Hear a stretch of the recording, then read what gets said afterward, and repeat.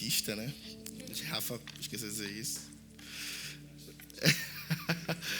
Nem tudo é perfeito, né, amigo? Tem que ser. Vou abrir aqui para quando tiver de fato, né? Não parar para. Então, como o Rafa colocou, eu sou de Recifense e atualmente eu moro em Olinda, né? Eu gosto de falar isso, né? Moro em Olinda, sou de Recife, porque eu acho que é muito privilégio para uma pessoa só. Vocês serão super bem-vindos lá, nesse verão aí. Então, quem nunca foi no Nordeste, né? E curtir também um pouco a cultura pernambucana, né? Pernambuco é um lugar que é muito conhecido pela sua cultura, pela sua música, pelas datas festivas.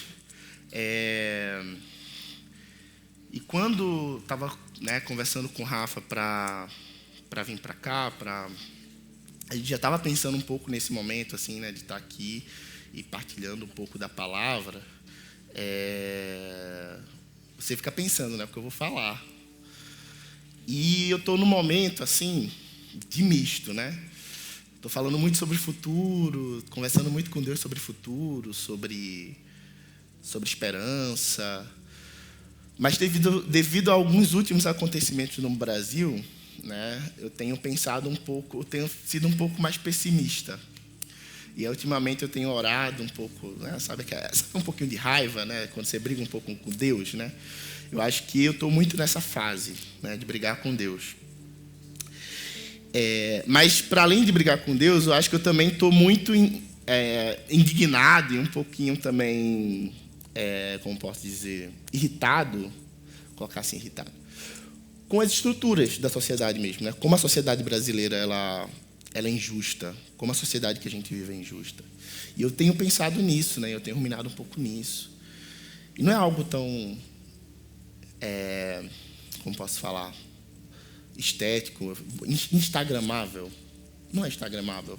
Você está o tempo inteiro irritado, você está o tempo inteiro pensando em problemas, né? Então, eu acho que a palavra que eu vou partilhar um pouco disso, eu acho que é um pouco dessa minha indignação, partilhar um pouco dessa minha raiva, né? Vou colocar assim, palavras mais fortes mesmo. E pensando nisso, eu queria que vocês abrissem a Bíblia em Mateus, capítulo 23, a partir do versículo 13.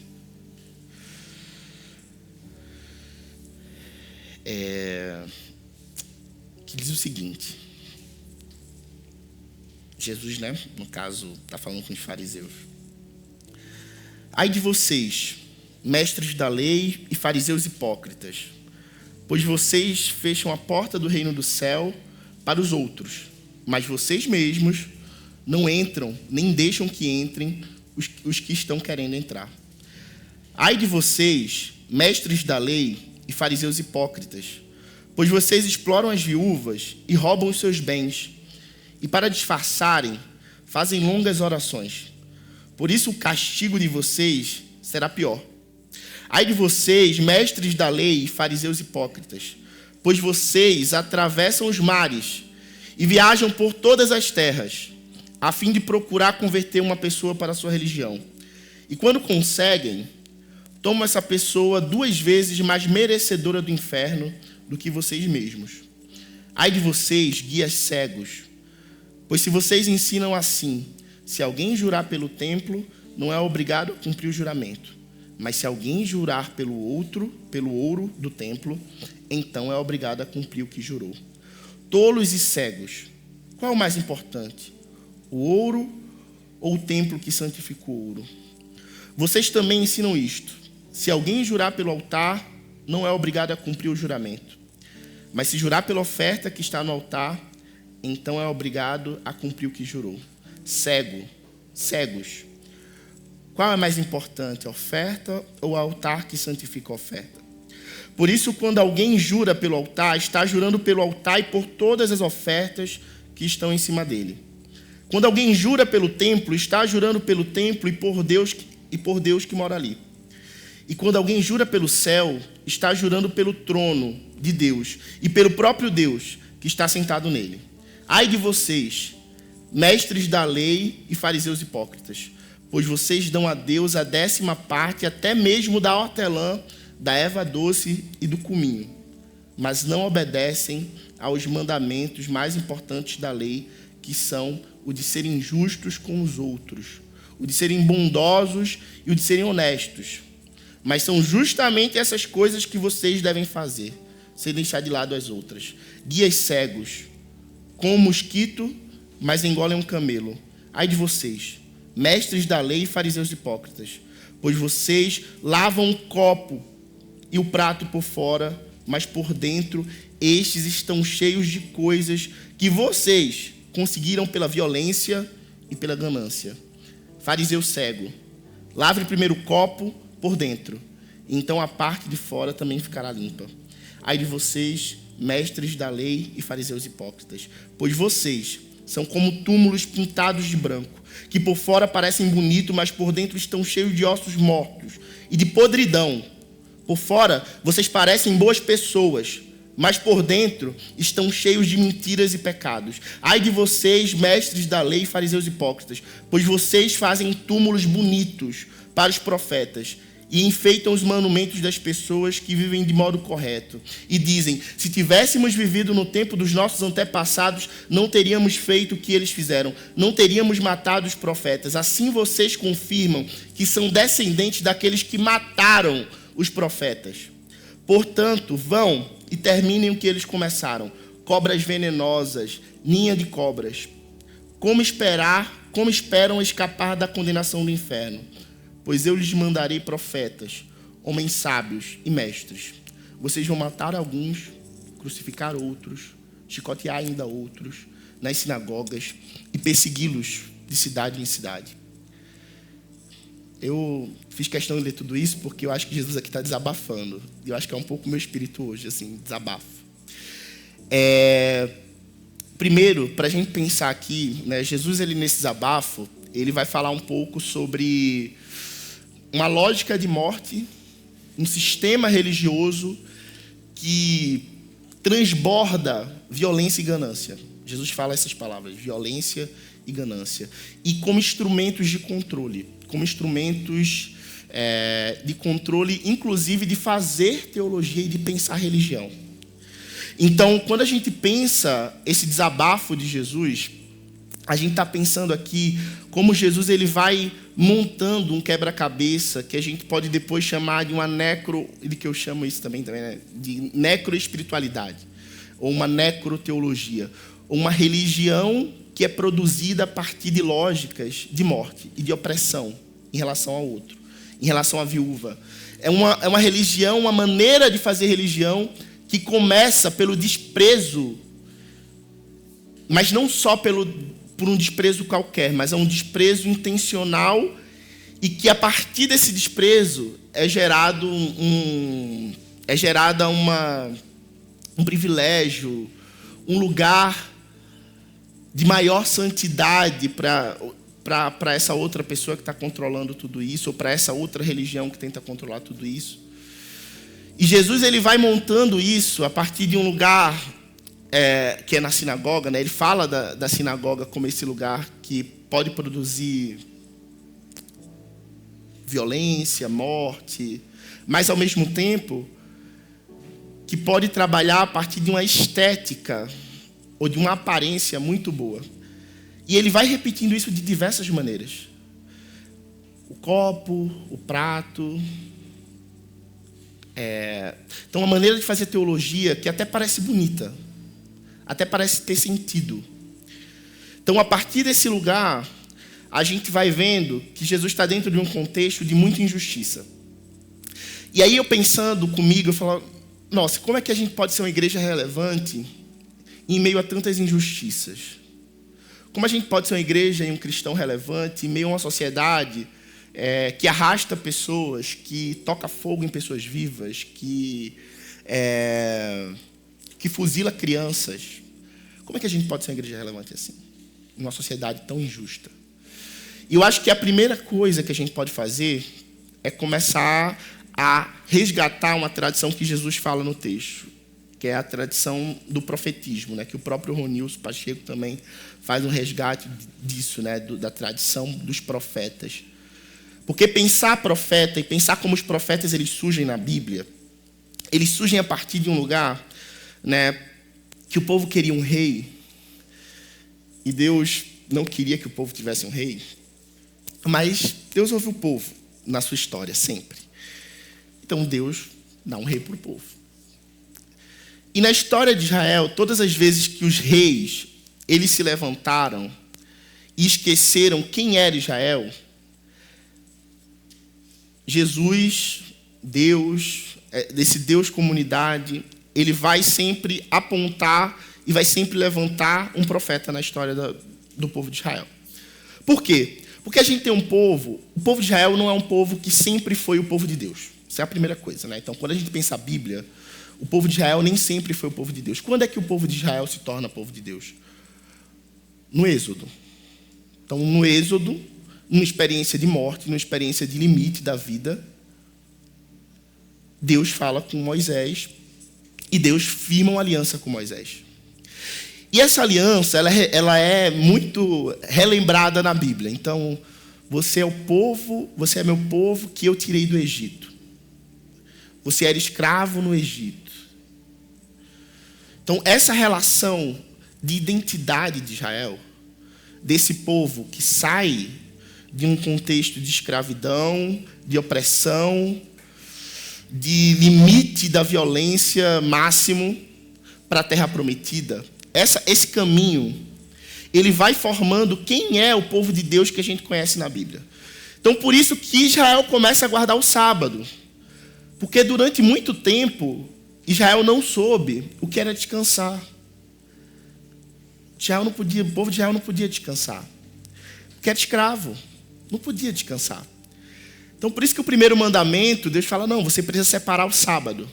Para você lembrar que um dia você não podia descansar. Então, você vai descansar todo sábado. E você vai separar e vai ser o dia do Senhor.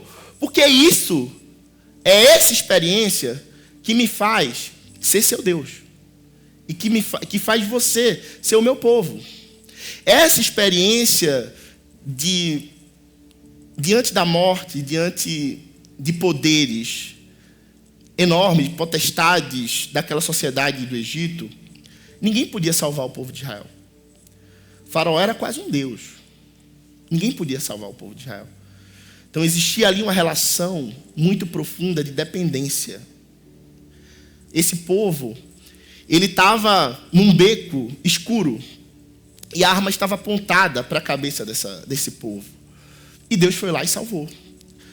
E esse encontro, ele é muito profundo.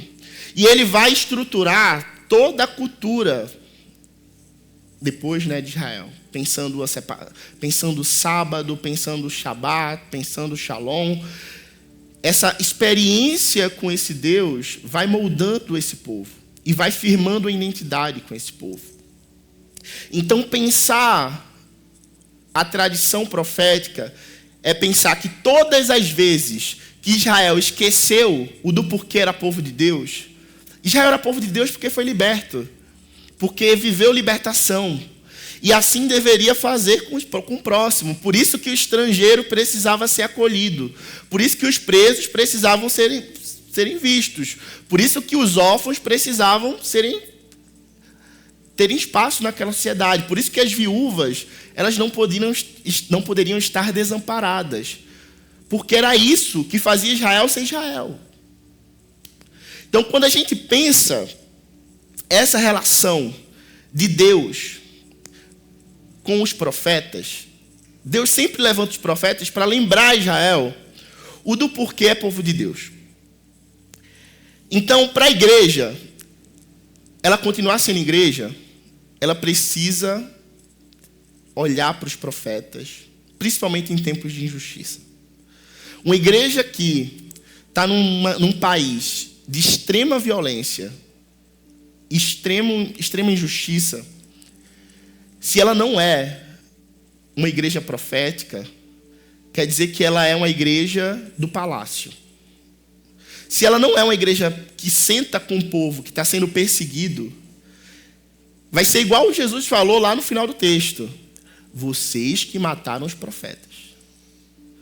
Vocês que abençoaram os profetas, abençoaram o povo que matou os profetas.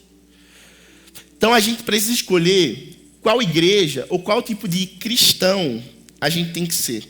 A partir desse lugar de desabafo de Jesus, Jesus fala de uma outra religião. Intrinsecamente, Jesus fala: se a gente está falando de uma religião que gera violência e que gera morte, eu preciso entender e conhecer uma religião que gera vida. Uma religião que gera salvação. Que gera salvação para aqueles profetas que foram assassinados. A gente precisa de uma religião que não consiga cometer os mesmos, que não se admita cometer os mesmos erros do passado. Então a tradição da profecia, ela surge quando Israel esquece o pacto da libertação com Deus. A profecia, ela surge porque agora a violência ela é institucionalizada. Então, através dessa lógica da violência, da ganância, do esquecimento da história, isso é um problema muito grande. Do esquecimento da história. Do esquecimento de quem somos. A igreja brasileira ela vive uma crise porque ela esqueceu quem ela é. Quem ela é. A quem ela serve. E a gente precisa entender, como igreja, quem é esse Deus.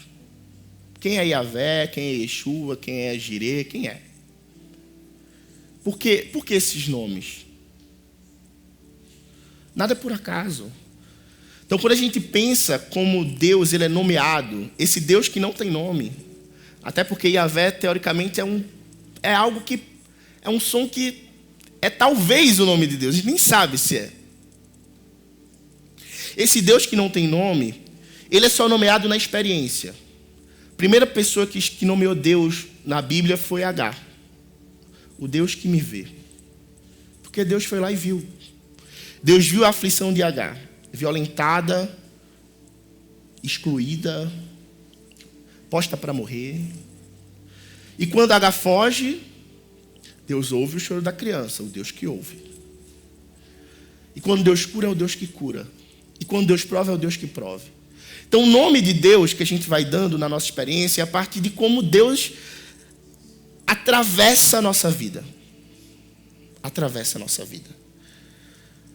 E como eu posso nomear Deus a partir da violência? É o Deus que mata? É o Deus que fere? É o Deus que adoece o outro? É o Deus que aprisiona? Então, o profetismo, ele é justamente um levante da igreja, e é um levante de uma tradição que está na vontade do próprio Deus. Na vontade e também numa característica de Deus que é a misericórdia. Então, Deus é um Deus misericordioso. E porque Ele é misericordioso, Ele levanta pessoas.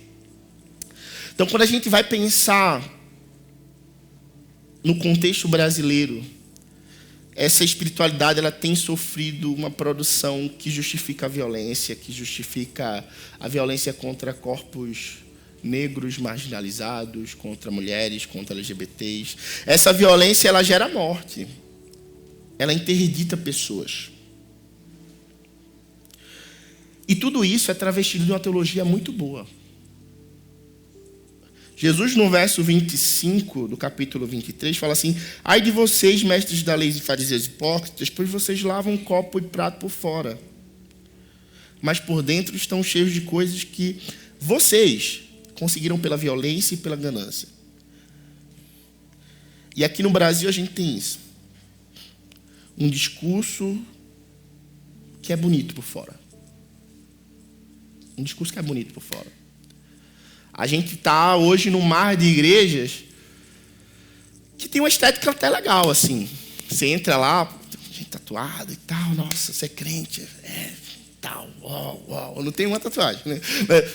É isso, né? Você fala, nossa, crente com tatuagem, tatuagem. Aí tem um cara parece um lenhador, né, para pregar.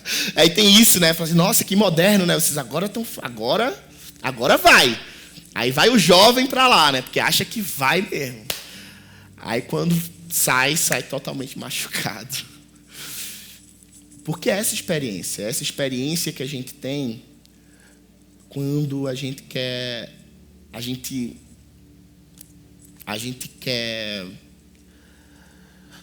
não é que a gente queira, né? Mas quando a gente tem um encontro com a religião do controle e do domínio, e não da libertação. Porque viver em liberdade é difícil. É muito mais fácil eu viver pela lei. Viver pela graça é muito difícil. Você tem uma resposta? Você não vai ter resposta para tudo. A gente às vezes não vai ter resposta. E está tudo bem.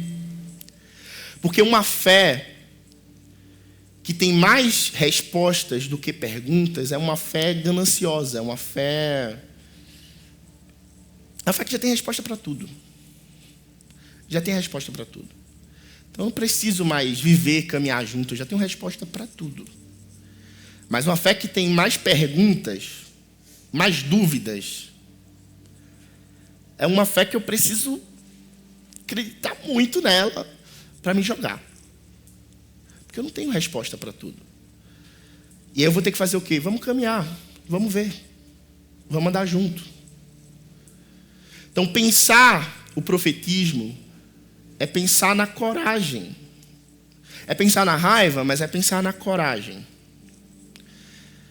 É pensar na indignação, mas é pensar na teimosia e no não compromisso com as estruturas que a gente tem por aí. Porque quando a gente começa a fazer isso, essa lógica das rupturas, e a gente não tem medo de romper, a gente consegue avançar.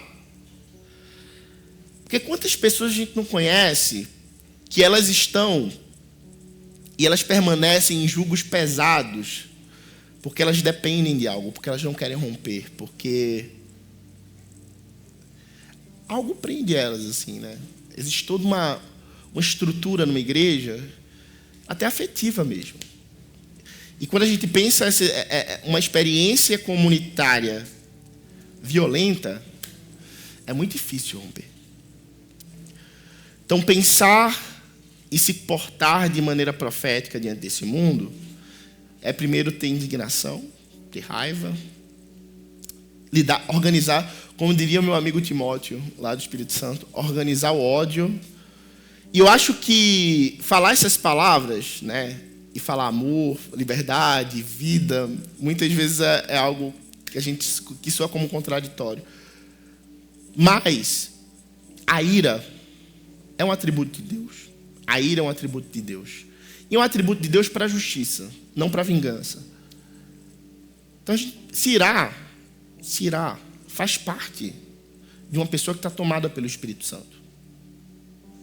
Está tomada por uma realidade que não dá mais para ser desvista. A escama caiu dos nossos olhos, a gente viu. A gente teve um encontro. A gente olhou para a terra prometida. Não dá mais para desver. E a gente não vai aceitar menos que isso. E por conta disso, tudo aquilo que vai contra essa realidade que Deus sonhou para a gente, precisa me indignar, precisa me afetar, precisa me atravessar, precisa ir nas minhas entranhas. Então é um processo que começa de dentro para fora e que vai nos ligando, que vai nos conectando, que vai nos movendo. Então pensar profecia, além da raiva, é pensar também a coragem que vem das entranhas, que vai dizer, não, eu vou perder meu cargo, eu não vou ser visto mais como uma igreja séria. É isso que eu tenho falado com os amigos pelo país que decidiram bancar, vamos colocar assim, né? A mensagem do Evangelho. É isso que eu vou falar, a mensagem do Evangelho. Eles estão numa posição bem complicada. A gente vive num país que está vindo de uma loucura política, né? De uma loucura de polarização política. E por conta disso, muita gente foi expulsa, muita gente foi perseguida, muita gente foi crucificada. No final do texto Jesus fala, uns foram crucificados, outros foram perseguidos, outros foram mortos. E é mais ou menos isso que eu sinto. Essa religião que crucifica, essa religião que persegue. Mas quando a gente tem um encontro com Jesus, não tem tempo a perder. A gente não tem tempo a perder. A gente não pode... entre perseguir alguém e salvar pessoas, libertar pessoas, trazer uma realidade de vida para as pessoas, essa é a nossa agenda. Essa deveria ser a nossa agenda. Como é que eu faço congressos imensos? Como é que eu monto uma bancada política? Como é que eu banco uma campanha? Existe muito interesse em não ser seguidor de Jesus. Existe muito interesse em não fazer a vontade de Deus. Existe muito interesse em, em negar a fé, em negar Jesus, em negar o encontro, em não permitir que o outro entre. Como Jesus coloca aqui, vocês nem entram, nem permitem que o outro entre. Qual é de vocês? O que é que vocês querem? Vocês não entram, não permitem que o... Vocês com mosquito, engolem camelo. Não estou entendendo. Vocês não entenderam quem eu sou? Vocês não entenderam como a nossa fé foi construída? Vocês não viram os profetas como foram? Para vocês, quem são vocês? Qual igreja vocês querem ser? As que vão lá naqueles que estão chorando, que estão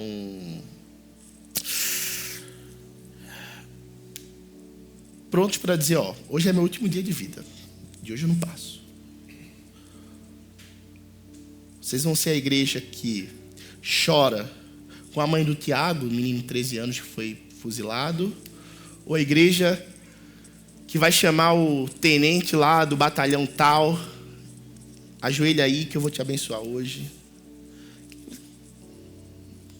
Vocês vão abençoar quem? Qual a cabecinha que vocês vão abençoar? É a do governador que vai dizer, mira mesmo na cabecinha, mira. Ou da mãe que está orando hoje pelo filho, ou pelo primo, ou pelo sobrinho, que saiu e ela não sabe se vai voltar. A realidade ela é muito dura nesse país, assim. E muitas vezes a gente está alheio a isso. E eu acho que, como igreja, a gente tem um poder de alteridade que nenhum outro grupo tem. E eu me apego nesse poder. E mesmo que eu não sinta o gosto do sangue que você sentiu, eu consigo me deslocar de mim. Porque isso que é o evangelho, eu me deslocar de mim. Eu ia ao encontro do outro. Porque alguém fez isso por mim.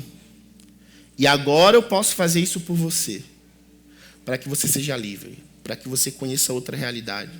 Porque enquanto o mundo fala várias coisas, eu vou continuar dizendo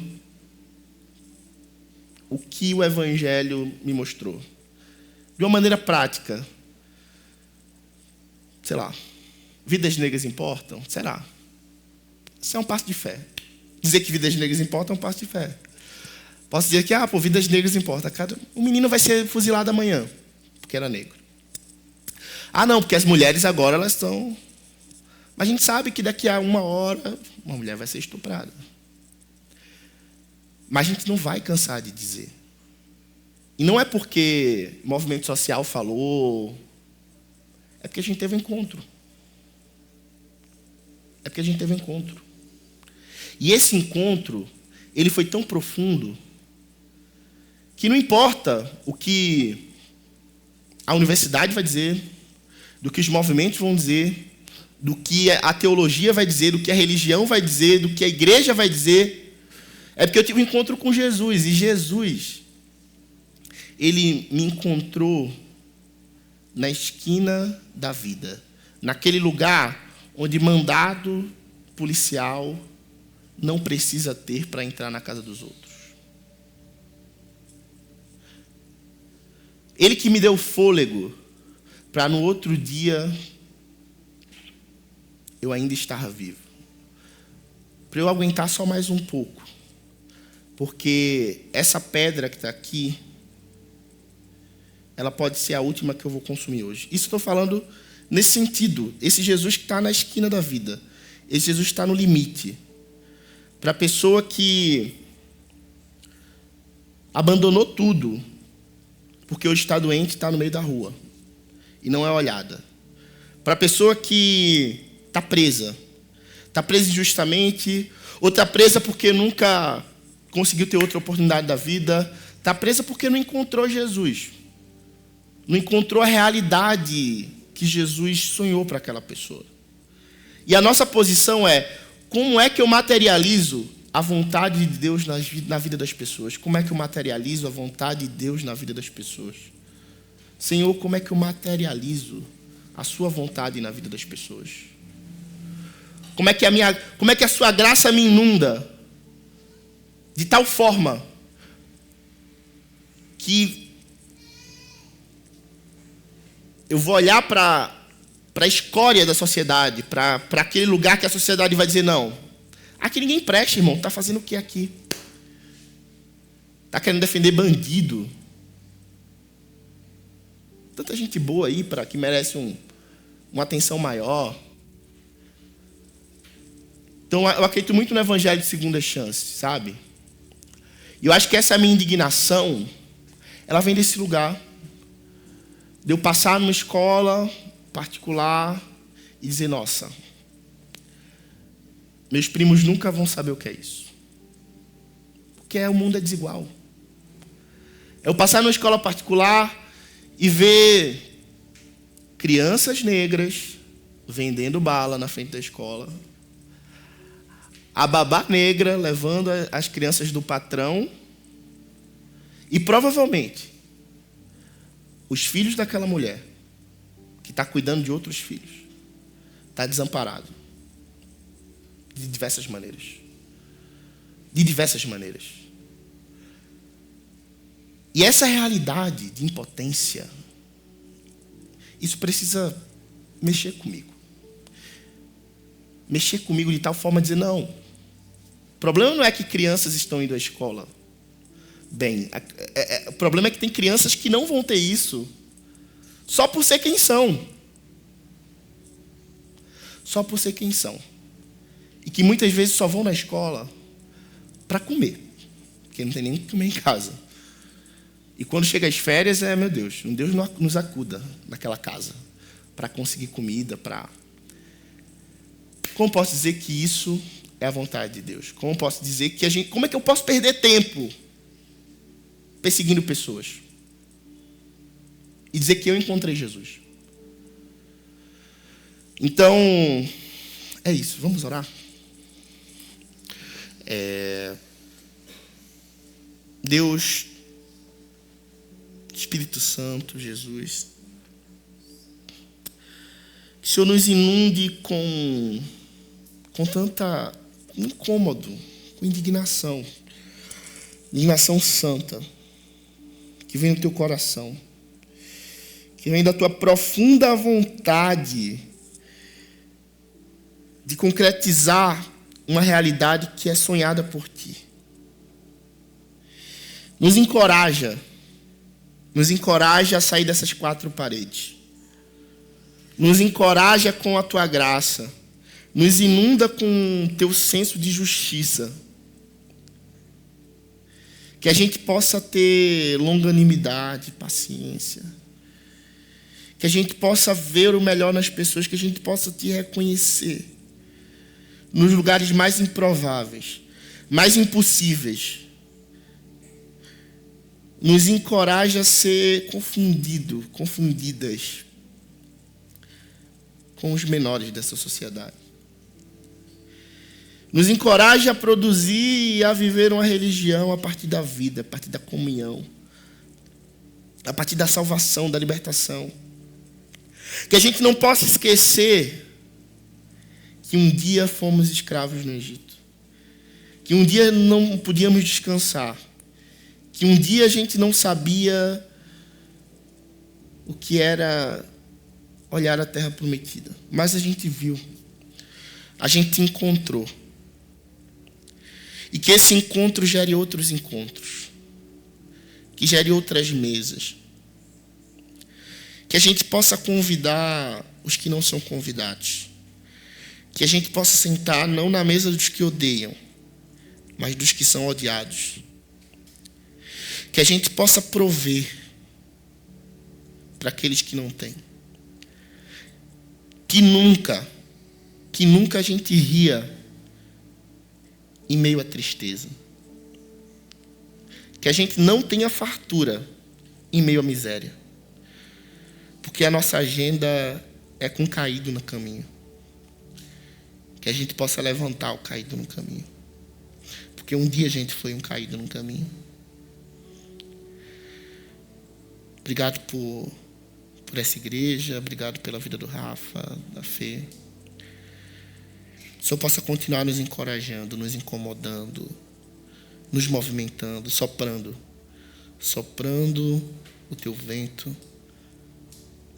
de paz, de justiça, de alegria, de amor. Que a gente possa ser conhecido por isso. Por amar uns aos outros. Por partilhar uns com os outros. Por se preocupar uns com os outros. Que a nossa filosofia de vida seja essa.